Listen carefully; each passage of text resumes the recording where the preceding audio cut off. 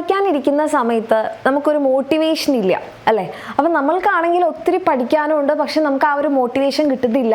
അപ്പം നമ്മൾ എങ്ങനെ ആ ഒരു ഡീമോട്ടിവേറ്റഡ് ആയിരിക്കുന്ന സമയം നമുക്ക് പഠിക്കാൻ വേണ്ടിയിട്ട് ഉപയോഗിക്കാൻ പറ്റും, അല്ലെങ്കിൽ ആ സമയത്തിനെ എങ്ങനെ മോട്ടിവേറ്റഡ് ആക്കി മാറ്റാൻ പറ്റും എന്നാണ് മിസ് ഈ ഒരു വീഡിയോയിലൂടെ പറയുന്നത്. അപ്പോൾ ഈ ഒരു വീഡിയോ കംപ്ലീറ്റ് ആയിട്ട് കാണാൻ വേണ്ടിയിട്ട് എൻ്റെ കുട്ടികൾ എല്ലാവരും ശ്രദ്ധിക്കുക. കാരണം 10 ടിപ്സാണ് മിസ് പറയുന്നത്. അത് നിങ്ങൾക്ക് ഏതെങ്കിലും കുറച്ചെങ്കിലും ചെയ്യാൻ പറ്റി കഴിഞ്ഞു കഴിഞ്ഞാൽ ചിലപ്പോൾ നിങ്ങൾ വിചാരിക്കാത്ത രീതിയിലായിരിക്കും നിങ്ങൾക്ക് നിങ്ങളുടെ ആ ഒരു ടൈം എഫക്റ്റീവ് ആക്കാൻ വേണ്ടി പറ്റുക.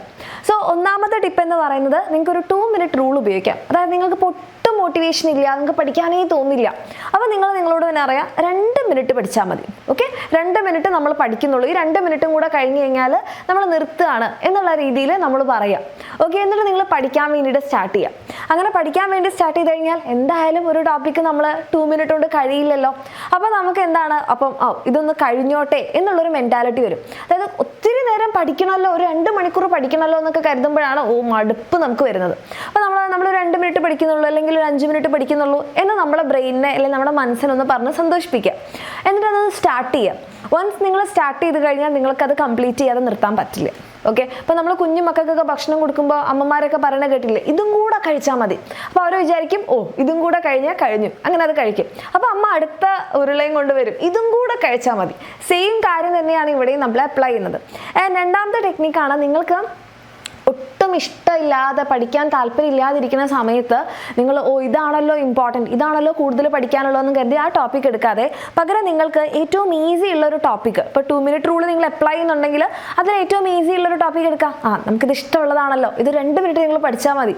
ആ ഒരു കാര്യം നിങ്ങളുടെ മനസ്സിനോടൊന്ന് പറഞ്ഞു നോക്കാം. അപ്പോൾ നമ്മൾക്കൊന്ന് സ്റ്റാർട്ട് ചെയ്യാനും വേണ്ടി പറ്റും. പിന്നെ നമുക്ക് ഇഷ്ടമില്ലാത്ത ആ ഒരു സബ്ജക്റ്റ് ഉണ്ടാക്കുന്ന പ്രശ്നങ്ങൾ മാറ്റി കിട്ടും. ഇനി മൂന്നാമത്തേതായിട്ട് പാസീവ് ലേണിംഗ് നമ്മൾ ആ സമയത്ത് ഉപയോഗിക്കുക. അതായത് നമ്മൾ മെൻ്റലി ഭയങ്കര ടയേർഡാണ്, ഭയങ്കര വിഷമിച്ചൊക്കെ ഇരിക്കുന്ന സമയത്ത് നിങ്ങൾ എന്ത് ചെയ്യേണ്ട, ഭയങ്കര ആക്റ്റീവായിട്ട് നോട്ട് എഴുതി അങ്ങനെ നടന്ന് ഒച്ചയിൽ വായിച്ച് അങ്ങനെ ചെയ്യണ്ട. നിങ്ങൾക്ക് ഒട്ടും മൂഡില്ലാതിരിക്കുകയാണ് അല്ലേ, നിങ്ങൾക്ക് എന്ത് ചെയ്യാം, ഒരു കോൺസെപ്റ്റ് വീഡിയോ നിങ്ങൾക്ക് കാണാം. അപ്പോൾ വീഡിയോ കാണുമ്പോൾ നമ്മൾ ജസ്റ്റ് ഇങ്ങനെ കണ്ടിരുന്നാൽ മതി. അപ്പോൾ നമ്മൾ അറ്റ്ലീസ്റ്റ് ആ സമയം എന്തെങ്കിലും ചെയ്യുന്നുണ്ടല്ലോ. ഓക്കെ, അല്ലെങ്കിൽ നിങ്ങൾക്ക് നിങ്ങളുടെ നോട്ട്സ് റിവൈസ് ചെയ്യാം, അല്ലെങ്കിൽ എന്തെങ്കിലും റെക്കോർഡഡ് ലെക്ചേഴ്സ് കാണാം. ഇനി അതൊന്നും പറ്റുന്നില്ല എന്നാണെങ്കിൽ കുറച്ച് നേരം ഒരു 5 മിനിറ്റ് എന്തെങ്കിലും ഒരു മ്യൂസിക് കേൾക്കുക. ആ ഒരു മൂഡ് മാറ്റാൻ അത് നിങ്ങളെ ഹെൽപ്പ് ചെയ്യും. ഓക്കെ, ഇനി നാലാമത്തെ കാര്യമാണ് നമ്മൾ മൈക്രോ ഗോൾസ് ഫോക്കസ് ചെയ്യുക എന്നുള്ളത്. എപ്പോഴും നമ്മൾക്ക് ഇങ്ങനെ ഡീമോട്ടിവേഷൻ വരുന്നതിൽ ഒരു കാരണം, ഇത്രയധികം എനിക്ക് പഠിക്കാനുണ്ടല്ലോ, ഇത് എന്നെ കൊണ്ട് പറ്റില്ല അല്ലേ. അപ്പം നമ്മൾ എത്രയധികം നമ്മൾ വെക്കണ്ട, പകരം നമ്മൾ എന്ത് ചെയ്യുക, മൈക്രോ ഗോൾസ്. ഞാൻ NCERTയുടെ ഒരു പേജ് വായിക്കും, അല്ലെങ്കിൽ ഞാൻ ഇന്ന് 5 MCQs ചെയ്യും, അല്ലെങ്കിൽ ഞാൻ ഈ ഒരു റിയാക്ഷൻ മെക്കാനിസം ഇന്ന് പഠിക്കും. അങ്ങനെ കുഞ്ഞു കുഞ്ഞു ഗോൾസ് സെറ്റ് ചെയ്യാം. കുഞ്ഞു ഗോൾസ് സെറ്റ് ചെയ്യുമ്പോൾ ഒരു ഗുണം എന്താണെന്ന് വെച്ച് കഴിഞ്ഞാൽ ഇതല്ലേ ഉള്ളൂ, ഇത് കഴിഞ്ഞാൽ കഴിഞ്ഞു എന്നുള്ളൊരു ഹാപ്പി ഫീലിംഗ് നമുക്ക് വരും, നമുക്കത് പഠിച്ചു തീർക്കാനും തോന്നും.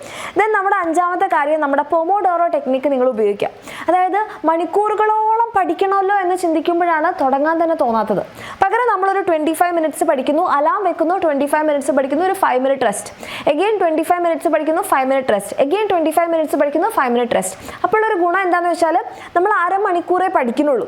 നമുക്കപ്പോൾ മണിക്കൂറുകളോളം ഇരുന്നൊരു എഫക്റ്റ് ഉണ്ടാവില്ല. 3 മണിക്കൂർ കണ്ടിന്യൂസ് പഠിക്കാതെ ഇങ്ങനെ ഒരു 3 സൈക്കിൾ റിപ്പീറ്റ് ചെയ്യുമ്പോഴുള്ള ഗുണം എന്താണെന്ന് വെച്ചാൽ ഹാഫ് ആൻ അവർ അല്ലേ അല്ലേ, അതിൻ്റെ ഇടയിൽ നമുക്ക് റെസ്റ്റ് കിട്ടിയോ, അതും കിട്ടി. ഓക്കെ, അപ്പോൾ ആ ഒരു ടെക്നിക്ക് നിങ്ങൾ ചെയ്ത് നോക്കുമ്പോൾ നമുക്ക് വലിയ പ്രഷർ ഇല്ലാത്ത പഠിക്കാൻ വേണ്ടി പറ്റും. ദെൻ നമ്മുടെ 6ാമത്തെ ടെക്നിക്കാണ്, നമുക്ക് എപ്പോഴും ഒറ്റയ്ക്ക് പഠിക്കുമ്പോഴാണ് ഈ മടുപ്പ് വരിക. അപ്പോൾ നമ്മുടെ ഫ്രണ്ട്സിൻ്റെ കൂടെ ഇരുന്ന് പഠിക്കുകയാണെങ്കിൽ അത് പഠിക്കുന്നതന്നെ ആണ് കേട്ടോ. ചില ആൾക്കാർ ഫ്രണ്ട്സിൻ്റെ കൂടെ കഴിഞ്ഞാൽ പിന്നെ പഠിത്തം മറന്നു കഥ പറച്ചിലൊക്കെ തുടങ്ങും. അതല്ല, നിങ്ങൾ ഒരു നല്ലപോലെ പഠിക്കുന്ന ഒരു മൂഡിൽ തന്നെ നിങ്ങളുടെ ഫ്രണ്ടിനെ അപ്രോച്ച് ചെയ്യുക, എന്നിട്ട് പഠിക്കുക. അത് നിങ്ങൾക്ക് ഓൺലൈനായിട്ട് വേണമെങ്കിലും ചെയ്യാം. നമ്മൾ ഓൺലൈനായിട്ട് വീഡിയോ കോളൊക്കെ ചെയ്ത് ഫ്രണ്ട്സിനോട് സംസാരിക്കില്ലേ, പകരം നിങ്ങൾക്ക് പഠിക്കാനുള്ള കോൺസെപ്റ്റുകൾ നിങ്ങൾക്ക് ഡിസ്കസ് ചെയ്യാം. ഒരാളൊരു ടോപ്പിക്ക് പറയുന്നു, വേറൊരാൾ വേറെ ടോപ്പിക്ക് പറയുന്നു, അങ്ങനെ നിങ്ങൾക്ക് ഓൺലൈനായിട്ടും ചെയ്യാം. ദെൻ നമ്മുടെ നെക്സ്റ്റ് ടെക്നിക്കാണ്, എപ്പോഴും നമ്മളിങ്ങനെ ഡീമോട്ടിവേറ്റഡ് ആയിരിക്കുമ്പോൾ നമ്മളോട് തന്നെ ചോദിക്കുക, ഞാൻ എന്തിനു വേണ്ടിയിട്ടാണ് പഠിക്കുന്നത്. ഇപ്പോൾ ഒരു നീറ്റ് ആസ്പിരന്റിനെ സംബന്ധിച്ചിടത്തോളം നിങ്ങൾക്കൊരു നല്ല ഗോൾ ഉണ്ട്, നിങ്ങൾ നീറ്റ് ക്ലിയർ ചെയ്യുക എന്നുള്ളതാണ്. അത് നല്ല റാങ്കോട് കൂടി ക്ലിയർ ചെയ്യുക എന്നുള്ളതാണ് നിങ്ങളുടെ പ്രൈമറി എയിം. ആ ഒരു എന്തിനാണെന്നുള്ളത് നിങ്ങളോട് തന്നെ ക്വസ്റ്റ്യൻ ചോദിക്കാം. അപ്പം നമ്മൾക്കൊരു മോട്ടിവേഷൻ താനേ വന്നോളൂ.